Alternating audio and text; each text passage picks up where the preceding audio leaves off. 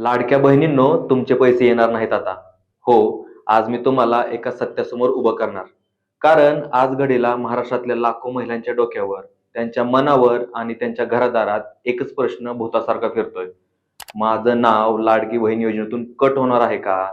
आणि जेव्हा आपण या प्रश्नाचं उत्तर शोधायला जातो, तेव्हा जे समोर येतं ते खरोखरच भीतीदायक आहे.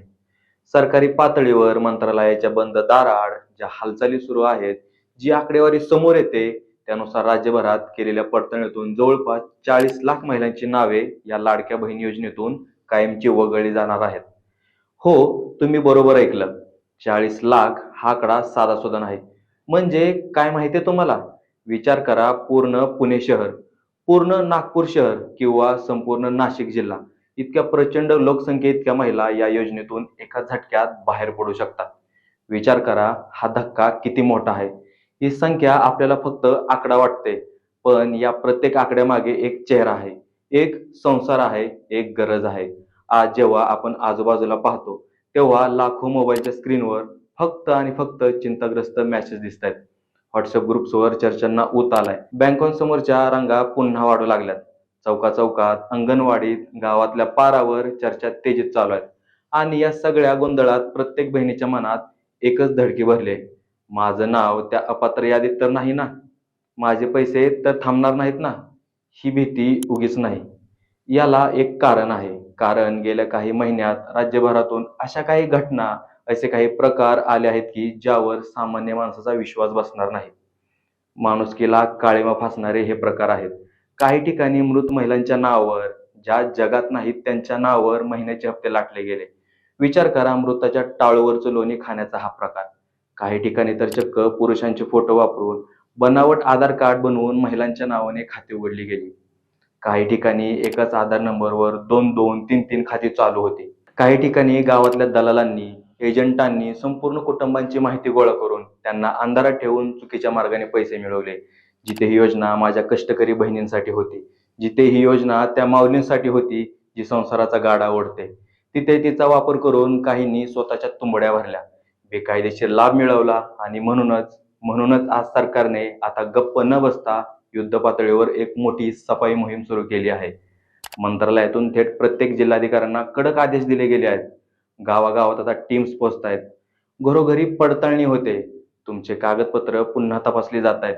संगणकावर डेटा मॅच केला जातोय आणि जिथे जिथे चूक आढळते, जिथे जिथे शंका येते, तिथे तिथे तुमचं नाव यादीतून थेट काढलं जात आहे. पण या 40 लाखांच्या गडद सावलीतून बाहेर पडण्याचा, स्वतःला सुरक्षित करण्याचा एक मार्ग आहे आणि तो म्हणजे तुमची पडताळणी, ज्याला आपण तांत्रिक भाषेत ई-केवायसी म्हणतो.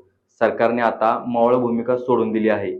त्यांनी स्पष्ट शब्दात सांगितलं आहे, ज्यांचं ई-केवायसी पूर्ण नाही, ज्यांचं आधार कार्ड बँक खात्याशी लिंक नाही, ज्यांचं बँक खातं डीबीटी सीड केलेलं नाही, ज्यांचं नाव योजनेच्या निकषांशी तंतोतंत जुळत नाही, त्यांचे हप्ते यापुढे मिळणार नाहीत. त्यांचा प्रवास इथेच थांबेल आणि इथेच खरी भीती, खरी धाकधूक सुरू होते. कारण अनेक महिला, खास करून माझ्या ग्रामीण भागातल्या वाडी वस्तीवरच्या बहिणी, अजून या तांत्रिक प्रक्रियेबद्दल पूर्णपणे अभिज्ञ आहेत. त्यांना माहीतच नाही की सीडिंग काय असतं आणि लिंकिंग काय असतं. काही जणींना तर भाबडेपणाने असं वाटतं की, अहो, मी तर आतापर्यंत 4-5 हप्ते घेतलेत ना, माझे पैसे जमा झालेत ना, मग आता काय अडचण येणार आहे, आता कशाला बंद होईल. पण त्यांना हे माहीत नाही की नियम बदललेत. खेळाचे नियम आता कडक झालेत. पडताळणीची चाळणी आता बारीक झाली आहे आणि 31 डिसेंबर 2025 तारीख डोळ्यासमोर ठेवा. या तारखेनंतर जर तुमची माहिती सिस्टीममध्ये योग्य नसेल, तर तुमचा हक्काचा पैसा बंद होईल आणि मग धावपळ करूनही उपयोग होणार नाही. आता या सर्व भीतीच्या, संभ्रमाच्या धुक्यात दुसरा एक स्फोटक प्रश्न सध्या उभा राहिलाय. पुढच्या महिन्यात हप्ता येणार किती? ₹1,500 की ₹2,100? महाराष्ट्रात आज हा प्रश्न एखाद्या वादळासारखा फिरतोय. तुम्ही कुठेही जा, गावाकडच्या चहाच्या टपरीवर, आठवडी बाजारात, मुंबईच्या लोकल ट्रेनमध्ये, शहरी एसी ऑफिसमध्ये, शाळांच्या स्टाफ रूममध्ये की घराघरातल्या स्वयंपाकघरात, सगळीकडे फक्त आणि फक्त हीच चर्चा, हीच बातमी. कारण नुकतंच एकनाथ शिंदे यांनी एका जाहीर सभेत हजारो लोकांच्या साक्षीने सांगितलं आहे की लाडकी बहीण योजनेतील हप्ता आम्ही ₹1,500 वरून ₹2,100 पर्यंत वाढवू. टाळ्यांचा कडकडाट झाला, पेढे वाटले गेले. पण त्या घोषणांमधलं, भाषणातलं सर्वात महत्त्वाचं वाक्य बहुतेक लोकांनी नीट ऐकलंच नाही किंवा त्यांच्याकडे दुर्लक्ष केलं. ते म्हणाले होते योग्य वेळ आली की. योग्य वेळ, योग्य वेळ म्हणजे काय? याचा सरळ अर्थ असा होतो की ती वेळ अजून आलेली नाही. म्हणजे हा निर्णय अजून कागदावर उतरलेला नाही. त्याची अंमलबजावणी सुरू झालेली नाही. याचाच अर्थ असा की पुढच्या महिन्यात तुमच्या खात्यात ₹21 येणार नाहीत. ती अपेक्षा आज ठेवू नका. पुढचा हप्ता जिथे होता तिथेच राहणार आहे. म्हणजेच ₹1,500. मग आशा आहे का वाढीची? नक्कीच आहे. सरकार सकारात्मक आहे. पण आशा आणि वास्तवात यात जमीन आसमानचा फरक असतो आणि तो आपण समजून घेतला पाहिजे. आज जर तुमच्या मनात अशी ठाम अपेक्षा असेल की बस आता पुढच्या महिन्यापासून ₹21 खणखणीत वाजणार, तर ती अपेक्षा तुम्हाला फसवू शकते. तुमचा भ्रमनिरास होऊ शकतो. कारण कोणत्याही सरकारी योजनेची पैशांची वाढ करणं ही एक मोठी प्रक्रिया असते. सरकारचा अधिकृत आदेश निघावा लागतो. बजेटमध्ये त्याला मंजुरी मिळावी लागते. राज्याचं आर्थिक गणित जुळवावं लागतं आणि मग निधीचं वितरण होतं. हे सगळं अजून बाकी आहे. हे अजून पडद्यामागेच आहे. त्यामुळे आज टीव्हीवर जे सांगितलं जातंय, WhatsAppवर जे व्हायरल होतंय, रील्समध्ये ज्याचा जल्लोष केला जातोय, ते आजच्या घडीला फक्त शब्द आहेत. ते नक्कीच सत्य होऊ शकतं भविष्यात. पण आज नाही. आजचं सत्य हेच आहे की पुढचा हप्ता ₹1,500 येणार आहे. आणि हे आपण जेवढं लवकर मान्य करू, तेवढा आपल्याला मानसिक त्रास कमी होईल. आणि जेव्हा हे मान्य करू, तेव्हाच आपण सरकारला पुढचा प्रश्न विचारू शकतो. नेमकी कधी येणार आहे ती योग्य वेळ? आता एक क्षण शांतपणे विचार करा. ही योजना काही जणांसाठी फक्त राजकारणाचा विषय असेल, पण माझ्या लाखो बहिणींसाठी हा जगण्याचा आधार आहे. आज महाराष्ट्रातल्या लाखो महिलांची घराची आर्थिक व्यवस्था, त्यांचं कोलमडलेलं बजेट या योजनेवर उभं राहिलं आहे. महिन्याचा घर खर्च असो, बाजारातला भाजीपाला असो, मुलांच्या शाळेची फी किंवा वह्या पुस्तकांचा खर्च असो, म्हाताऱ्या सासू सासऱ्यांची औषधं असो, स्वतःचा मोबाईल रिचार्ज असो, अंगावरचे कपडे असो, गॅस सिलेंडर असो किंवा महिन्याचा किराणा, या सर्वांसाठी दर महिन्याला हक्काने मिळणारे ₹1,500 म्हणजे खरोखर जीवदान आहे. ही रक्कम कुणाला छोटी वाटेल, पण जिचं हातावरचं पोट आहे तिला विचारा ₹1,500ची किंमत. आणि जर यात ₹600ची वाढ झाली, तर ती फक्त आर्थिक मदत नाही, ते एक प्रकारचं स्वातंत्र्य आहे. स्वतःच्या पायावर उभं राहण्याची ती ताकद आहे.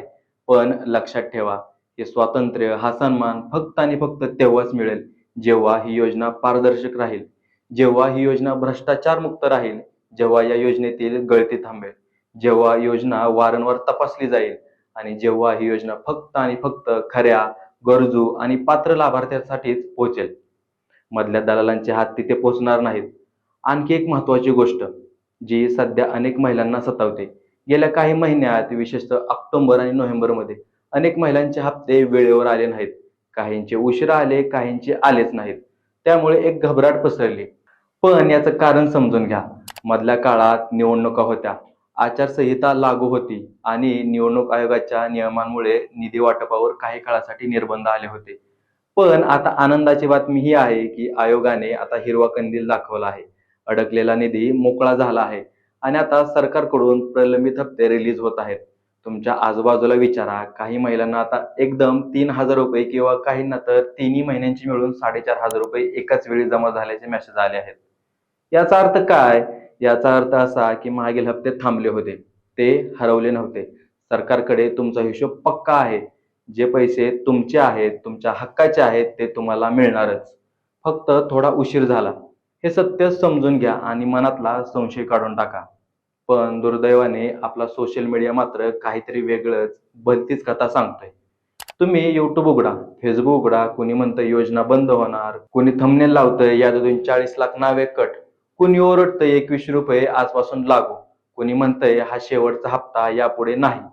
या अशा अर्ध्या कच्च्या बातम्या आणि अफवांमुळे महिलांच्या मनात भीतीचं एक मोठं काळं ढग घोंघावतंय. ही भीती इतकी वाढली की अनेक बहिणी विचारतात, दादा आम्ही काय चूक केली? आमचं नाव का कट होणार? आमचे पैसे का थांबले? काहींच्या डोळ्यात तर हतबलता दिसते. प्रश्न असतो, हा पैसा बंद झाला तर आम्ही महागाईत जगणार कसे? आणि खरंच सांगतो, हे दृश्य, या भावना मन हादरवून टाकणारे आहेत. पण या अफवांच्या धुरळ्यात एक सत्य लख्ख आहे. योजना बंद होत नाहीये. ही योजना चालू आहे. व्यवस्थित चालू आहे आणि पुढेही चालू राहणार आहे. हे खुद्द सरकारने स्पष्ट केले. पण हो, या योजनेत सध्या स्वच्छता सुरू आहे. हेही तितकंच खरं आहे. बोगसगिरी करणाऱ्यांना शोधून काढलं जाते. अपात्र लोकांना बाहेरचा रस्ता दाखवला जातोय आणि पात्र लोकांना, माझ्या खऱ्या लाडक्या बहिणींना सुरक्षित केलं जातंय. ही छाटणी तुमची नाही तर चोरांची आहे. त्यामुळे भीतीची गरज नाही.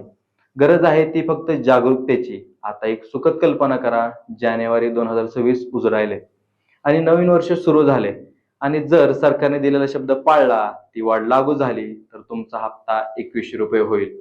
विचार करा, हा बदल फक्त काही रुपयांचा नाही. तो तुमच्या सन्मानाचा आहे. तो तुमच्या संघर्षाला मिळालेलं फळ आहे. पण त्या दिवसापर्यंत, त्या सुवर्ण क्षणांपर्यंत पोहोचण्यासाठी आज या घडीला आपण एक काम करणं अत्यंत गरजेचं आहे आणि ते म्हणजे पडताळणी.